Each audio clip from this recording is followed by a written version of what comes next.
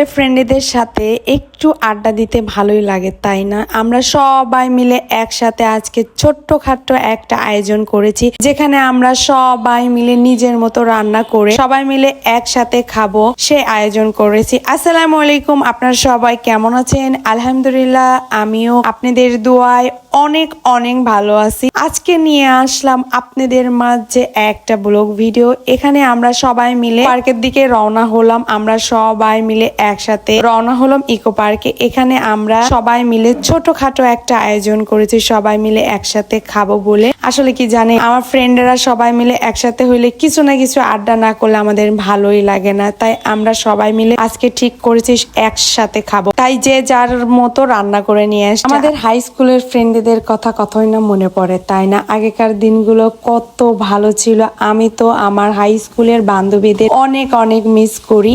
আমার কলেজের বান্ধবীগুলাও অনেক অনেক ভালো। আসলে কি জানেন, জীবন ব্যস্ততার মাঝে কে কোথা হারিয়ে যাব জানি না। এই যেটুকু সময় আমরা একসাথে আছি, আমরা সময়টা উপভোগ করার জন্য একসাথে যেটুকু পারি আনন্দ এবং আড্ডা। এই তো দেখতে দেখতে আমরা ইকো পার্কের গেটে চলে আসলাম। এখানের প্রবেশ মূল্য হচ্ছে 30 টাকা। যেহেতু আমরা এখানকার স্টুডেন্ট, তাই আমাদের কোনো টাকা লাগে না। আমরা সবাই মিলে অনেক অনেক জায়গা খোঁজার পর এই জায়গাটা পাশে, আসলে রোদ ছিল তো খোলামেলায় খাবো, একটু বাতাস আর একটু ছাওয়া না হলে হয়। এই তো এই জায়গাটা আমরা সবাই মিলে পছন্দ করে খুঁজলাম এবং সবাই মিলে বসে যার মতো রান্না করছে সেই খাবারগুলো বের করতেছিল। আমার এত ভালো লাগতেছিল, অনেক দিন পর সবাই মিলে একসাথে খাবো। খাওয়ার মজা মানে কি বলবো, একসাথে খাওয়ার মজাই আলাদা। আমাদের এখানে আমরা বেশ কয়েকজন ছিলাম, আমরা সবাই 2-3 রকমের করে রান্না করে নিয়ে এসেছি। যার যেটা পছন্দ সে অনুযায়ী রান্না করে নিয়ে আসা হয়েছে। দেখেন, আমি আর আমার ফ্রেন্ড মিলে সবকিছু বের করতেছি,